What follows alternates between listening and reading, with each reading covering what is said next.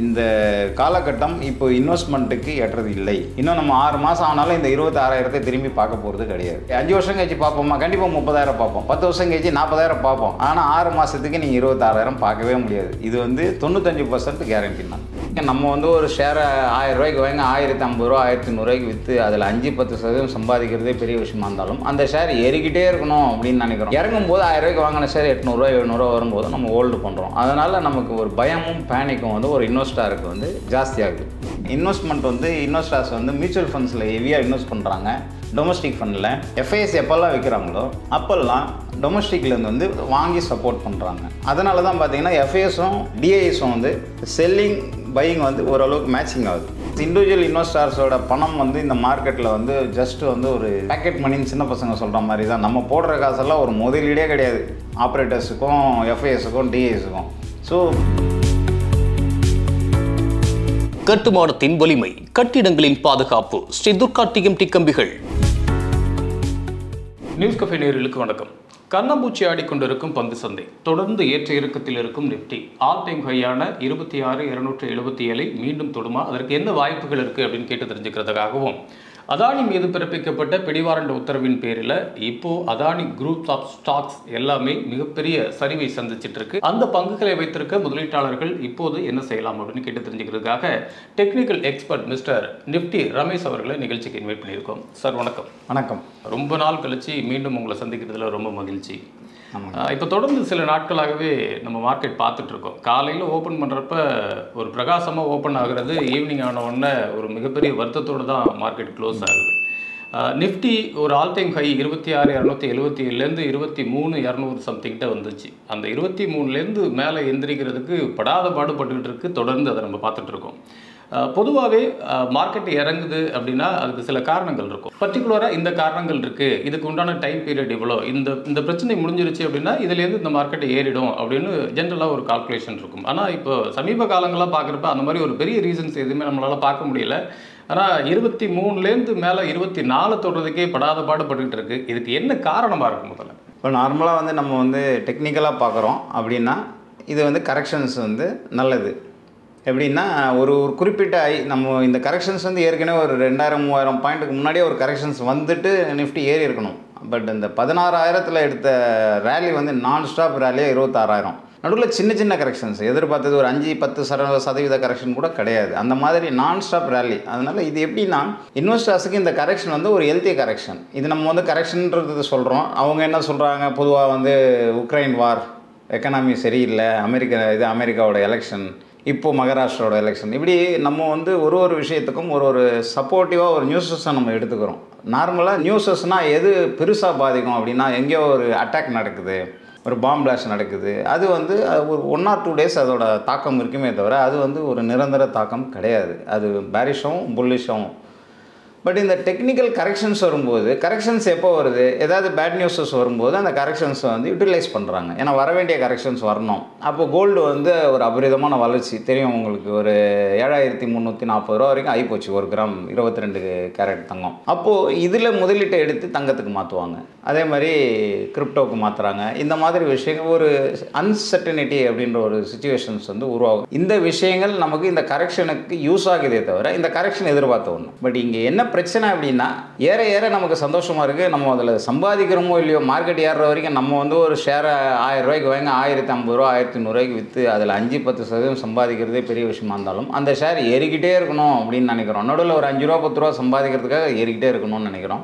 இறங்கும் போது 1000 ரூபாய்க்கு வாங்கின ஷேர் 800 700 வரும்போது நம்ம ஹோல்டு பண்ணுறோம். அதனால் நமக்கு ஒரு பயமும் பேனிக்கும் ஒரு இன்வெஸ்டருக்கு ஜாஸ்தியாகுது. ரியாலிட்டி கரெக்ஷன்ஸ் இன்னும் வரதுக்கான வாய்ப்புகள் இருக்குது. வந்தால் நல்லது. இப்போ ஓவரால் கரெக்ஷன் ஒன்றும் பெருசாக எதிர்பார்த்ததெல்லாம் இல்லை. ஒரு மாத காலமாகவே எஃப்ஐஎஸ் சேல் பண்ணிகிட்டே இருக்காங்க. நார்மலாக கடந்த 10 ஆண்டுகளுக்கு முன்னாடி வரலாறு பார்த்தீங்கன்னா எஃப்ஐஎஸ் சேல் பண்ணுறாங்கன்னா குறைஞ்சது 20-30% மார்க்கெட் இறங்கும். இந்த தடவை 7-8% தான் இறங்கியிருக்கு. அதுக்கு மேலே இறங்குறதுக்கு திணறுது. இப்போ நம்ம இறங்கிடுச்சு ஒரு மில்லியன்ஸில் இன்வெஸ்டரோட போர்ட்ஃபோலியோ லாஸ் அப்படின்னு சொல்கிறோம். பட் இந்த இறக்கம் இன்னும் பெருசாக இறங்கிறதுக்கு முடியாமல், ஏன்னா ஒரு 15-20% கரெக்ஷன்ஸ் வந்தால் மார்க்கெட் அங்கேருந்து ஒரு பெரிய பவுன்ஸ் பேக் ஆகுன்றது ஒரு கேல்குலேஷன். பட் அந்த கரெக்ஷனே வருமா அப்படின்ற ஒரு நிலைமையில தான் டெக்னிக்கலுக்கு இப்போ இருக்குது. நாங்கள் எதிர்பார்த்தது இன்னும் கரெக்ஷன்ஸ். ஓகே, அந்த 52 வீக் லோ 19 அது வரைக்கும் தோறதுக்கெல்லாம் எந்த வாய்ப்புகளும் இல்லை அப்படிங்கிற மாதிரி இருக்குது. இல்லை, வாய்ப்புகள்லாம் எதிர்பார்த்துக்கிட்டு இருக்கோம். அதுக்கான காரணங்கள் ஏதாவது வரலாம் திருப்பி. பட் வராமல் மார்க்கெட் ஏறும்போது சின்ன சின்ன கரெக்ஷன்ஸ் வந்து வரும்போது நமக்கு வந்து ஏறுமா இறங்குமானே ஒரு கன்ஃபியூஷன்ஸில் இருப்போம். இந்த ஒரு குறிப்பிட்ட கரெக்ஷன்ஸ் நல்லா நடந்தது அப்படின்னா இப்போ நம்ம எங்கெங்கே சப்போர்ட் இருக்குது, எங்கெங்கே ரெசிஸ்டன்ஸ் இருக்குன்றதை நம்ம பார்ப்போம். இந்த லெவல்ஸில் பார்க்கும்போது நம்ம சப்போர்ட்ஸ் இன்னும் கீழே தான் இருக்குது. நமக்கு இப்போ வர்த்தகம் ஆகிட்டு இருக்கிற இடம் பார்த்தீங்கன்னா 23,335 இப்போ வர்த்தகம் ஆகிட்டு இருக்கு. பட் நமக்கு இன்னும் டவுன் சைடில் டார்கெட் இருக்குது. 23,100 வரைக்கும் வரத்துக்கு வாய்ப்புகள் இருக்குது இன்னும் 1 or 2 டேஸில். அது இந்த லெவலில் ஒரு சப்போர்ட் இருக்குது, ஸ்ட்ராங் சப்போர்ட். அந்த சப்போர்ட் எடுத்ததுன்னா திருப்பி அப்சைடில் எங்கெங்கே ரெசிஸ்டன்ஸ் இருக்குன்னு தான் நம்ம பேச முடியும். எப்போ இது வந்து மறுபடியும் புல்லிஷ் ரீசெண்டாக வந்தது இல்லைங்களா, ஒரு ஹை 26,277 277 அந்த லெவலை கட் பண்ணாத வரைக்கும் மார்க்கெட் புல்லிஷ் கிடையாது. ஸோ அப்போ மைல்டு புல்லிஷ் அப்படின்னா 50% ரீட்ரேஸ்மெண்ட்டு. இப்போ இங்கே லோவில் எங்கே சப்போர்ட் எடுக்குதோ இந்த ஹைக்கும் லோக்கும் உள்ள 50%, அந்த 50%க்கு மேலே போனால் தான் மார்க்கெட் வந்து இப்போ பேரிஷ்லேருந்து நியூட்ரலுக்கு வந்திருக்கு. அப்போ 61.8%க்கு போனால் தான் ஒரு புல்லிஷ்க்கு வந்திருக்கு அப்படின்றத நம்ம கேல்குலேஷன் பண்ணணும். ஸோ இப்போ நம்பர்ஸை நம்ம வந்து ஒன்று ஒன்றா பண்ணுவோம். ஸோ இப்போ உங்கள் கேள்விகள் என்னென்னா, எப்பவுமே நாங்கள் என்னை பொறுத்த வரைக்கும் என்னோடய ஒப்பீனியன் என்னென்னா, மார்க்கெட் இறங்குதுன்னா அது இறக்கிறதுக்கான காரணங்கள் உருவாகும், ஏற்றம் அடையுதுன்னா ஏற்றத்துக்கான காரணங்கள் உருவாகும், இல்லை காரணங்களை உருவாக்குவாங்க. இவ்வளோ தான். இப்போ இறங்கும்போது போன வருஷம் வந்து எஃப்ஐஎஸ் வந்து இயர் எண்டில் வாங்கினாங்க. அப்போது வந்து காரணங்கள் வேறு. இப்போ என்ன சொல்கிறாங்கன்னா, இயர் எண்டு எஃப்ஐஎஸ் வந்து சேல் பண்ணுறாங்க, அந்த ஃபண்டை அவங்க வச்சுப்பாங்க, எவ்ரி டைம் நடக்குது. அப்படிலாம் கிடையாது. எஃப்ஐஎஸ் சேல் பண்ணுவாங்க. பட் இந்த 1.5 மாதமாக வந்து எஃப்ஐஎஸ் விற்றுக்கிட்டே இருக்காங்க. ஏன் பெருசாக இறங்க முடியல அப்படின்னா, எஃப்ஐஎஸ்க்கு டஃப் கொடுக்குற அளவுக்கு டொமஸ்டிக் இன்ஸ்டியூஷன் வந்து ரெடி ஆகிட்டாங்க. இன்வெஸ்ட்மெண்ட் வந்து இன்வெஸ்டர்ஸ் வந்து மியூச்சுவல் ஃபண்ட்ஸில் ஹெவியாக இன்வெஸ்ட் பண்ணுறாங்க. டொமஸ்டிக் ஃபண்டில் எஃப்ஐஎஸ் எப்போல்லாம் வைக்கிறாங்களோ அப்போல்லாம் டொமஸ்டிக்லேருந்து வந்து வாங்கி சப்போர்ட் பண்ணுறாங்க. அதனால தான் பார்த்தீங்கன்னா எஃப்ஐஎஸும் டிஐஎஸும் வந்து செல்லிங் பையிங் வந்து ஓரளவுக்கு மேட்சிங் ஆகுது. ஸோ இப்போ டிஐஎஸ் வந்து சப்போர்ட் கொடுக்குறனால மார்க்கெட் வந்து பேனிக் அதாவது இப்போ நான் சொன்னேன்னா நிறைய பேர் இன்வெஸ்டர் திட்டுவாங்க, பேனிக் ஆகலை சொன்னேன்னா. எனக்கு 7-8% கரெக்ஷன் வந்து நான் எதிர்பார்த்தது ஒரு அந்த கரெக்ஷன் தான். பட்டு பெருசாக பேனிக் ஆகாத காரணம் என்ன, ஒரே இன்ட்ராடேல 5%, 6% நிஃப்டி இறங்கி பேனிக்லாம் கிரியேட் பண்ணாமல் இருக்கிறதுக்கு காரணம் டொமஸ்டிக் இன்ஸ்டியூஷன் பை பண்ணுறாங்க. 2,000 கோடி 3,000 கோடிக்கு நெட்டாக சேல் பண்ணாலும் எஃப்ஐஎஸ் டிஏஎஸ் அதே 2,300 2,400 கோடிக்கு வந்து பை பண்ணுறாங்க. இந்த டேட்டா எடுத்து இந்த 1.5 மாதம் டேட்டா எடுத்து பார்த்தா தெரியும். ஒரு 100-200 கோடி எக்ஸஸாக விற்றுருப்பாங்க, இல்லை இவங்க எக்ஸஸாக வாங்கியிருப்பாங்க. இதுதான் நடந்துகிட்டு இருக்குது. இதில் யார் பாதிக்கப்படுறாங்க அப்படின்னா இன்வெஸ்டர்ஸ் கிட்ட என்ன பிரச்சனை அப்படின்னா, வாங்கின ஷேர் டபுள் கூட ஆகிடுது. நேற்று வந்து ஒரு கஸ்டமர் சொல்லிட்டு இருந்தார், ஒரு 52 ரூபாவில் ஒரு ஷேர் வாங்கினேன், 104 ரூபா 108 ரூபா போச்சு, டபுள் ஆயிடுச்சு. ஆனால் 300 ரூபா போகும்னு சொல்லி உட்காந்துட்டு இருந்தேன். இப்போ இந்த ஒரு வாரம் மார்க்கெட் இறங்கிச்சு. மார்க்கெட் என்னமோ ஒரு 8% தான் இறங்கியிருக்கு. என் ஷேரை வந்து 50 ரூபாய்க்கு வந்துருச்சு. திருப்பி 50 ரூபாய்க்கு வாங்கி 100 ரூபா போய்ட்டு திருப்பி 50 ரூபாய்க்கு வந்துருச்சு அப்படின்னாரு. நான் சொன்னேன், இது வந்து சகஜம். ஏன்னா நிஃப்டி ஏறும்போது நிஃப்டியோட வேகமாக ஸ்டாக்ஸ் ஏறுது, அதேமாதிரி நிஃப்டி இறங்கும்போது அதோட வேகமாக ஸ்டாக்ஸ் இறங்கும். இதோட இண்டெக்ஸ் ரேஷியோ வேறு, இதோட இண்டெக்ஸ் ரேஷியோ வேறு. அப்போ நம்ம வந்து ப்ராஃபிட் புக்கிங் அப்படின்றத இன்வெஸ்டர்ஸ் மைண்டில் வச்சுக்கணும். எப்போல்லாம் நமக்கு 5%, 10% லாபம் கிடைக்குதோ ஒரு ஷார்ட் டேர்முக்கு ப்ராஃபிட் புக் பண்ணணும். எப்போல்லாம் வந்து ஒரு 25% 40% லாபம் கிடைக்குதோ மீடியம் டேர்முக்கு ப்ராஃபிட் புக் பண்ணணும். லாங் டேர்ம் நீங்கள் ப்ராஃபிட்டை பற்றியோ இப்போ இறங்குறத பற்றியோ கவலையே பட வேண்டாம். வாங்கிட்டு மறந்துடுங்க 10 வருஷம் 20 வருஷம். ஆனால் வாங்கக்கூடிய ஷேரை பொறுத்து நீங்கள் மூடிட்டு போகிற கம்பெனியெல்லாம் இருக்குது, அதை வாங்கிட்டு மறந்துட்டால் அப்புறம் கம்பெனி காசே மொத்தமாக காலியாகிடும். அந்த மாதிரி இல்லாமல் நல்ல ஸ்டாக்ஸை செலக்ட் பண்ணி இன்வெஸ்ட்மெண்ட்டை போட்டுட்டு அது கூட ஒரே ஷேரை வந்து பல்காக வாங்குறது எப்போயுமே அட்வைசபிள் கிடையாது. சில பேர் என்ன சொல்கிறாங்கன்னா, 1 ரூபா இருக்குது சார் 10 ரூபா போகும்னு சொல்கிறாங்க, நான் 10 லட்ச ரூபா இதில் போட்டேன் 3 மாதத்தில் இது 1 கோடி ஆகுனாங்க. அந்த மாதிரிலாம் ஆகாது.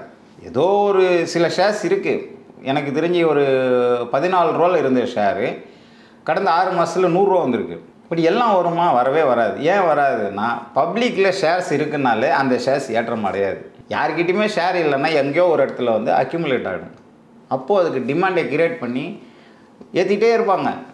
இன்வெஸ்டர்ஸ் கையில் ஷேர் இல்லைன்னா தான் ஷேர் ஏறும். அதுதான் முதல்ல லாஜிக். அதை புரிஞ்சுக்கணும். நம்ம கையில் ஒரு ஷேர் வரும், 1 லட்சம் ஷேர் இருக்கா, 100% அந்த ஷேர் ஏறாது.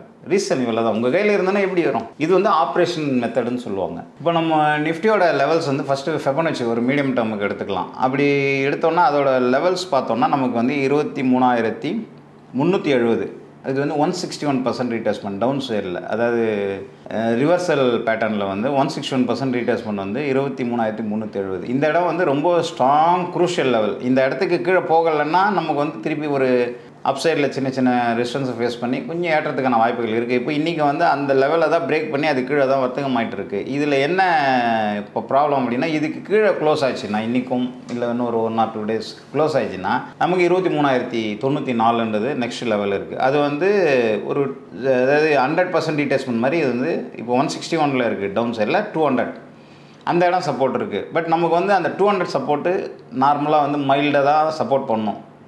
அந்த நம்பர் வந்து நமக்கு ஒரு நாமக்கவாஸ் தான்.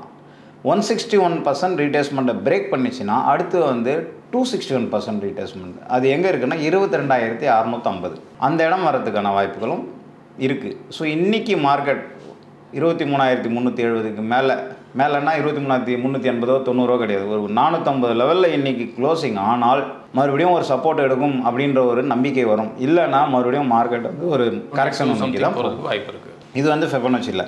அதே மாதிரி நம்ம மூவிங் ஆவரேஜில் பார்க்குறதும் நல்லது. ஏன்னா நம்ம வந்து லாங் டேர்முக்கு இன்வெஸ்ட் பண்ணுறவங்களுக்கு மூவிங் ஆவரேஜ் தான் அவங்களுக்கு தேவை. ஏன்னா வேறு எதை பற்றி அவங்க பெருசாக யோசிக்க வேண்டாம். 200 days மூவிங் ஆவரேஜ்ன்றது வந்து 200 days மூவிங் ஆவரேஜ் அப்படின்னு ஏன் சொல்கிறோம் அப்படின்னா 365 நாள் ஒரு வருஷத்தில் இருக்குது. ஒரு வருஷத்துக்கான ஆவரேஜ் நம்ம 365 டேஸுக்கான ஆவரேஜ். ஏன் இப்போ யாரும் 200 days எடுத்துக்கிறோம்னா கிட்டத்தட்ட சாட்டர்டே சண்டே 2 நாள் லீவு. அதில் ஒரு வருஷத்துக்கு அந்த ஒரு மாதத்தில் வந்து 10 நாள் லீவ் போயிடும். அது வந்து ஒரு வருஷத்துக்கு 120 நாள் ப்ளஸ் கவர்மெண்ட் ஹாலிடேஸ் இதெல்லாம் மைனஸ் பண்ணால் 200 days தான் வந்து நமக்கு வந்து மார்க்கெட் ட்ரேடிங் டேஸ் இருக்கும். அதனால தான் 200 days மூவிங் ஆவரேஜ். 200 டேஸ்னால் ஒரு வருஷத்துக்கான மூவிங் ஆவரேஜ். அது என்ன நமக்கு வந்து சொல்லுதோ அதுக்கு மேலே இருக்கிற வரைக்கும் நம்ம கவலைப்பட வேண்டாம்.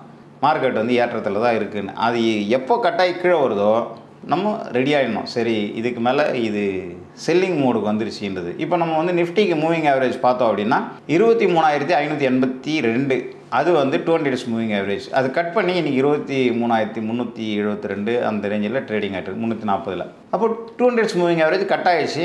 அது நேத்தி கட் பண்ணிச்சு, இன்றைக்கி அதுக்கு கீழே ட்ரேடிங் ஆகிட்டு இருக்குது. இதுக்கு மேலே திருப்பி இந்த 23,580க்கு மேலே க்ளோஸ் ஆகலை அப்படின்னா அப்போ நம்ம வந்து நீண்ட கால முதலீட்டுக்கே நீண்ட காலம் நீங்கள் 10 வருஷம் கூட வச்சுக்கோங்க. ஆனால் இந்த இதுக்கு மேலே இருந்தால் தான் நீங்கள் வச்சுக்கணும்.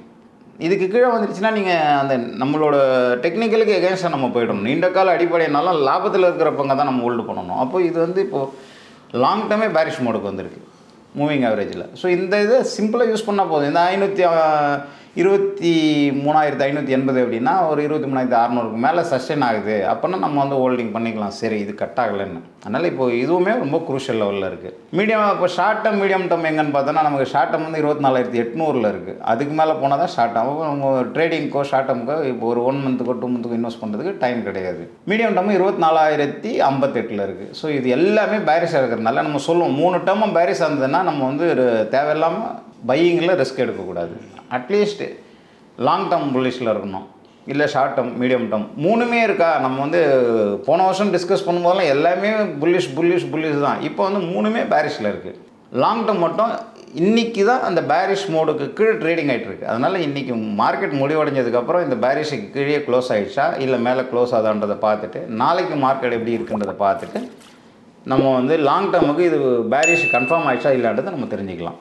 அதே மாதிரி இப்போ நம்ம வந்து ஒன் டே அந்த சிங்கிள் டேஸ் சார்ட்டில் வந்து பார்த்தோம்னா இந்த ட்ரெண்ட் லைன் வரைவோம். அதாவது மேலே வந்து பேரலல் லைன் சொல்லுவாங்க. அந்த லைனில் பார்த்தோன்னா நமக்கு 23,635 ஸ்ட்ராங் ரெசிஸ்டன்ஸ் இருக்குது. 22,390 22,400 தான் சப்போர்ட் இருக்குது. அப்போது நம்ம எதிர்பார்த்தது நம்ம சொன்னோம் இல்லையா 261% ரீட்ரேஸ்மெண்ட் வரதுக்கான வாய்ப்புகள் இருக்குது. அங்கே சப்போர்ட் எடுக்கிறதுக்கு வாய்ப்பு இருக்குது. இல்லைனா 23,635 அந்த இடம் வந்து உங்களுக்கு இப்போ நம்ம சொன்ன moving average long term moving average இதெல்லாம் அந்த இடத்துல ரெசிஸ்டன்ஸாக இருக்குது. ஸோ இந்த இடம் தான் ரொம்ப குரூஷியல். டவுன் சைடில் இதுக்கான வாய்ப்புகளும் அப் சைடில் அதுக்கான வாய்ப்புகளும் இருக்குது. இன்பிட்வீனில் நம்ம என்ன பண்ணலான்னா வெயிட் அண்ட் வாட்ச்.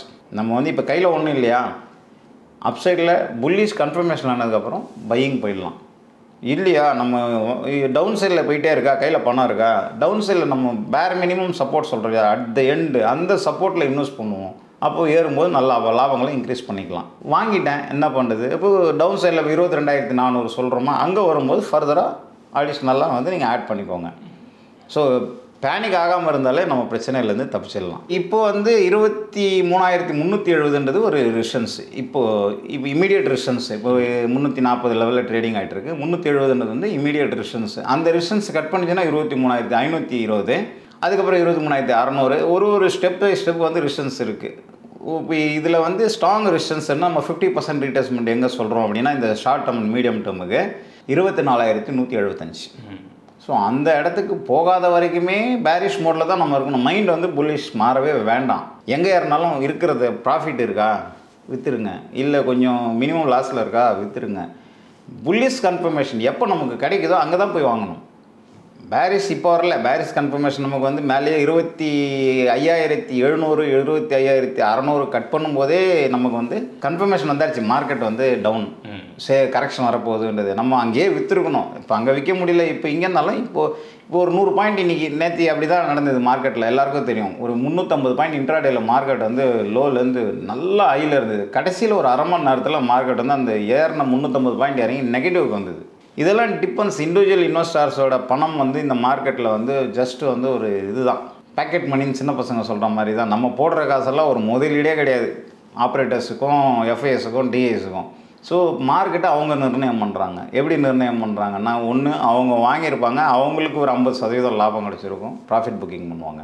ஏன்னா அவங்க சும்மா வாங்கி வச்சுக்கிட்டு இன்வெஸ்ட்மெண்ட்டை தூக்கி போட்டுகிட்டே இருந்தால் அந்த முதலீட்டை இப்போ ஒரு எஃப்ஐஎஸ்னால் எஃப்ஐஎஸ் வந்து ஒரு அவங்க மியூச்சுவல் ஃபண்ட்ஸ் இருக்காங்க. இந்தியாவில் டிஐஎஸ்னால் மியூச்சுவல் ஃபண்ட்ஸ் இருக்காங்க. இவங்க எல்லாருமே என்ன பண்ணாங்கன்னா, பல லட்சம் மக்களோட பணத்தை கலெக்ஷன் பண்ணி போர்ட்ஃபோலியோ மேனேஜர்னு ஒருத்தர் உட்கார வச்சு அவருக்கு சம்பளம் கொடுத்து ஏறக்கூடிய ஷேர்ஸை வாங்குறாங்க. அப்போது வாங்கின ஷேர்ஸை விற்றா தான் இந்த முதலீட்டாளருக்கு லாபம். விற்காமல் சும்மா வச்சுட்டே இருந்தால் திருப்பி இதே மாதிரி வரும் இதே மாதிரி இறங்குன்னா இது வந்து இட்ஸ் நாட் எ கேம். அப்போது இன்வெஸ்ட்மெண்ட்டுக்கு லாபம் வேணும்னா ஒரு இடத்துல அவங்க புக் பண்ணி தான் ஆகணும். அந்த இடத்துல அவங்க விற்கிறாங்க. நம்ம வந்து இப்போ போய் 300 இருக்குது வாங்கிறதுக்கு நல்லா இருக்குது, இன்னும் 500 போகணும் மார்க்கெட்டில் ரூமர் பேசிகிட்டு இருப்பாங்க. ஆனால் அவன் 150 வாங்கியிருப்பான், பல லட்சம் ஷேர்ஸ் வாங்கியிருப்பான். இன்றைக்கி 300 இருக்குன்னா அவங்களுக்கு டபுள் ஆகிடுச்சு இன்வெஸ்ட்மெண்ட்டுக்கு. அவன் போட்ட 100 கோடி 200 கோடி ஆயிடுச்சு. அவன் ப்ராஃபிட் புக் பண்ணுறான். அவன் புக் பண்ண ஆரம்பித்தோன்னே என்ன ஆகுனா 300லேருந்து விற்க ஆரம்பிக்கிறாங்க. ஒரு எஃப்ஐஎஸ் அப்படின்னா கடைன்னு அவன் வந்து 250 200 வரைக்கும் விற்பான். ஏன்னா அவங்ககிட்ட 150 வாங்கினதுனால அவன் எனி ரேட் அவனால் செல் பண்ண முடியும். நம்ம 300லேருந்து 250 வந்தோன்னா நம்ம மாட்டிக்கிறோம். 50 இறங்கி போயிடுச்சு. நம்ம 200 வரைக்கும் விற்கிறதுக்கு அவன் தயார். ஏன்னா வாங்கினது ஆவரேஜாக 150. ஸோ இதுதான் லாஜிக். ஏன்னா இறங்கும் போது ஏன் இறங்கிட்டே இருக்குன்னா, எந்த எஃப்ஐஎஸும் நஷ்டத்தில் போகிறது கிடையாது, எந்த டிஏஎஸும் நஷ்டத்தில் போகிறது கிடையாது. பெரிய முதலீட்டாளர் இருக்காங்க. ஷேர் மார்க்கெட்டை பொறுத்த வரைக்கும் சிம்பிள் லாஜிக் சார். 10,000 20,000 50,000 வச்சுட்டு பணம் பண்ணுறவங்க பணம் பண்ணவே முடியாது. இது வந்து நெகட்டிவாக பேசுகிறது கிடையாது. பணம் தான் பணம் சம்பாதிக்கும். நீங்கள் 10 லட்சம் 1 கோடி 5 கோடி 50 கோடி இன்வெஸ்ட் பண்ணுறீங்களா, லாபம் கிடைக்கும். இன்ட்ராடேயில் சம்பாதிச்சிடலாம். 50,000 போட்டால் டெய்லி 5,000 கிடைக்கும். இல்லை ஒரு 25,000 போட்டால் டெய்லி 1,000 போதும். என்கிட்ட நிறைய பேர் சொல்லுவாங்க, எனக்கு ஒரு 1,000 கிடைச்சா போதும் சார். எவ்வளோ முதலீடு பண்ணணும்? ஒரு 20,000 இன்னும் 20,000 ஒரு நாளைக்கு 1,000 கிடைச்சா 20 ட்ரேடிங் டேஸ் இருக்குது. ஸோ 20,000 ஒரு மாதத்துக்கு 20,000 லாபம் வேணும்னுவாங்க. இதெல்லாம் உலகத்தில் நடக்கவே நடக்காது. ஸோ பணத்தை சம்பாதிக்கும். பணம் யார் நிறைய வச்சுருக்காங்களோ அவங்க பங்கு சந்தையில் சம்பாதிக்க முடியும். இல்லையா, பேஷன்ஸ் நிறைய இருக்கணும். நீங்கள் 10,000 கூட வச்சுக்கோங்க. இன்றைக்கி ஒரு 10 ரூபாய்க்கு ஒரு ஷேரை வாங்கிட்டீங்கன்னா, நல்ல ஷேரை 10 வருஷத்துக்கு அதை நான் மறந்துடுவேன்னு சொல்லி மறந்தீங்கன்னா 10,000 1 லட்சம் ஆகும். இந்த இடைப்பட்டில் இருக்கிறவங்க பேனிக் ஆகி உங்களுக்கு நிறைய கொஷின்ஸ் வரும். பார்த்தீங்கன்னா இவ்வளோ இறங்கி போச்சு வாங்கி இவ்வளோ நஷ்டம் ஆயிடுச்சு. நமக்கு அந்த வர கொஷின்ஸை பார்த்தாலே கிரீடினஸ், ஆர்வக்கோளாறு, இந்த மாதிரி விஷயங்கள் தான். இப்போ கூட வந்து யாருமே இன்வெஸ்ட்மெண்ட்டுக்கு வாங்கியிருந்தாங்கன்னா யாருமே பயப்பட வேண்டாம். வாங்கின ஷேர் வந்து ஒரு எக்ஸாம்பிளுக்கு 200 வாங்கிட்டோம். அதோட விலை வந்து இப்போ 150 வந்துருச்சு. 20% 10% இறங்கிச்சுன்னா மறுபடியும் ஒரு 100 ஷேர் வாங்கியிருக்கீங்கன்னா இன்னொரு 25 ஷேரை வந்து இந்த இடத்துல வாங்குங்க. அங்கேருந்து ஒரு 50 இறங்கட்டும், இன்னொரு 25 ஷேரை வாங்குங்க. ஆவரேஜ் பண்ணிகிட்டே வாங்க, மறந்துடுங்க. அவ்வளோதான். 10 வருஷம் கழிச்சு இது ஒரு பெரிய லாபத்தை கொடுக்கும். நம்ம ஐயில் வாங்கிடுறோம், லோவில் விற்றுறோம், லாஸ் புக் பண்ணிடுறோம், திருப்பி அந்த பங்கு ஏறும்.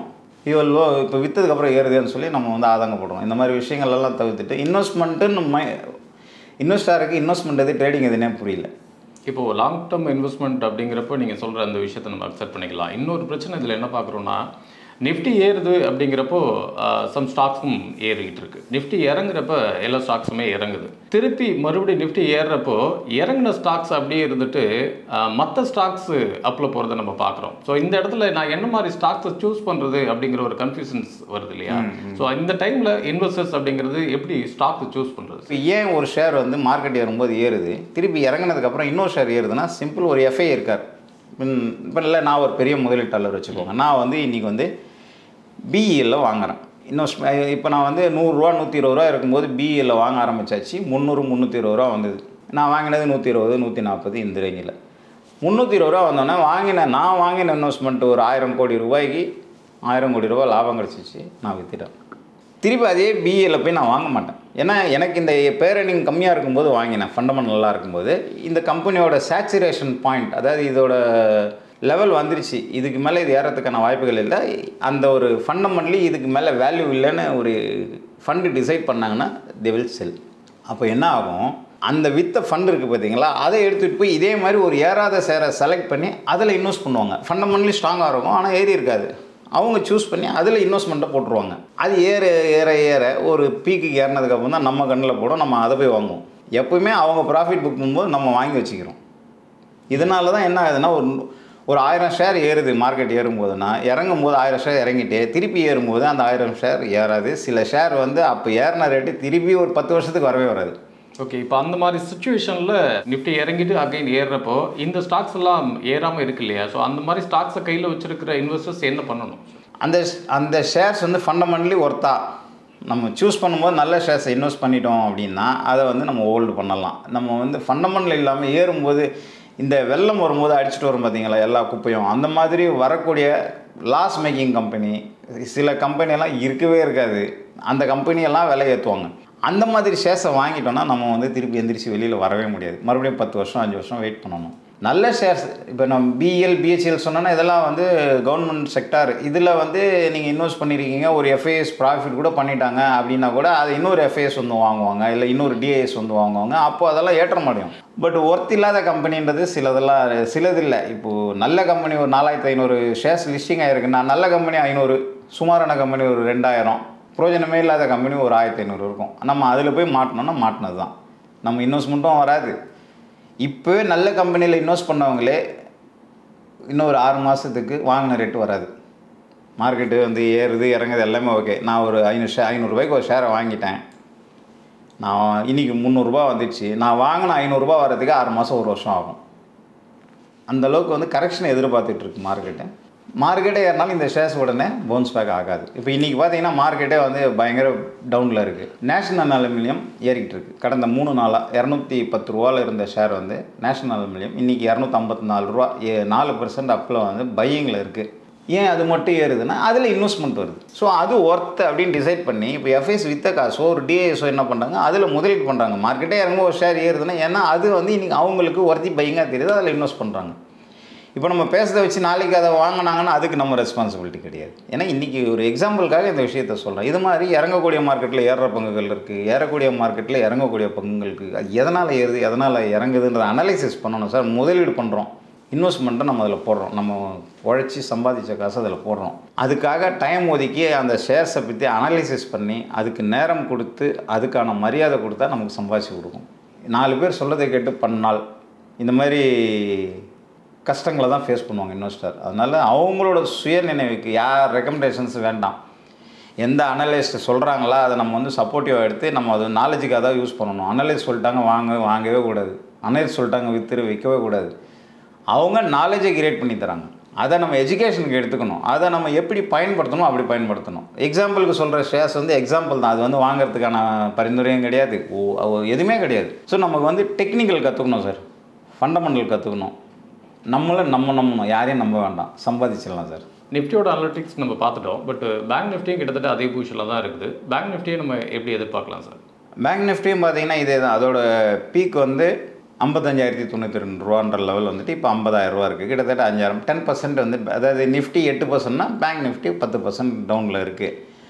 நம்ம கடந்த வருஷம் கூட சொன்னோம், நிஃப்டி பேங்க் நிஃப்டி ஒரு டபுள் டாப் ஆச்சு, அதெல்லாம் மறந்துருப்பாங்க. அந்த டபுள் டாப் இதெல்லாம் கட் பண்ணிச்சுன்னா ஒரு பீக் போகும், எல்லாமே போச்சு. இப்போது வந்து ஹெட் அண்ட் ஷோல்டர் பேட்டர்ன் வந்து ஃபார்ம் ஆகிருக்கு. இப்போ வந்து ஒரு ஷோல்டர்லேருந்து ஹெட்டு ஃபார்ம் ஆகி ஹெட்டு முடிஞ்சு இப்போ ஷோல்டரில் இருக்குது. இந்த ஷோல்டர் வந்து லோயர் லெவலில் எந்த இடத்துல சப்போர்ட் வருதுன்னா 50,400 ஒரு ஸ்ட்ராங் சப்போர்ட் இருக்குது. அந்த இடத்துல அந்த சப்போர்ட் எடுக்கலை அப்படின்னா, இப்போ அந்த இடத்துல தான் ட்ரேடிங் ஆகிட்டு இருக்கு. இந்த இடத்துல சஸ்டெயின் ஆகலை அப்படின்னா ஷோல்டர் பிரேக் ஆகி பெரிய கரெக்ஷன் வரும். இல்லை இந்த ஷோல்டர் ஃபார்மேஷன் ஆச்சுன்னா அப் சைடு போகும். இந்த இடம் வந்து இப்போ நமக்கு இந்த லெவல் வச்சுப்போம். இப்போ நம்மளை பொறுத்த வரைக்கும் 50,000 50,500 ஒரு ஸ்ட்ராங் குரூஷியல் லெவல் பேங்க் நிஃப்டியை பொறுத்த வரைக்கும். இதுதான் வந்து ட்ரெண்டிங்கை மேலே கீழேன்னு டிசைட் பண்ண வேண்டிய ஏரியா. ஃபெபனச்சியில் நம்ம 50% ரிட்ரேஸ்மெண்ட்ன்றது வேறு. இது வந்து இப்போ டிசைடிங் ஏரியாவில் இப்போ இருக்குது. இது வந்து நிஃப்டியை கம்பேர் பண்ணும்போது இன்னும் கொஞ்சம் எக்ஸ்ட்ரா வீக்காக தான் இருக்குது பேங்க் நிஃப்டி.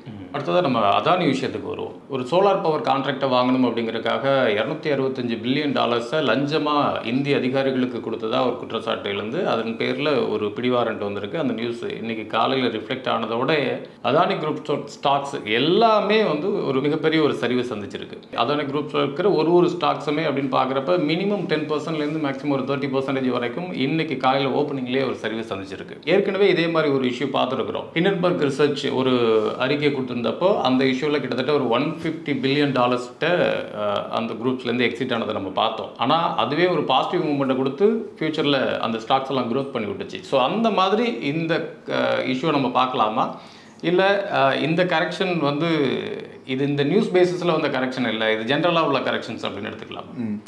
இல்லை, இப்போ அதானி வந்து இப்போ இந்த கரெக்ஷன் கூடவே பார்ட்டிசிபேட் பண்ணிட்டு தான் இருக்குது. அது வந்து ஒரு புல்லிஷ் மூட்லலாம் இல்லை. அது வந்து கிட்டத்தட்ட இப்போது அதானி க்ரீன் எடுத்தோன்னா $2,090 அந்த ஹை 2,100 2,900 லெவலுக்கு அப்புறம் வந்து இறங்கிட்டு தான் இருந்தது. நேற்று வந்து இந்த நியூஸுக்கு முன்னாடி வந்து $1,400 லோ $600 கரெக்ஷனில் தான் இருந்தது.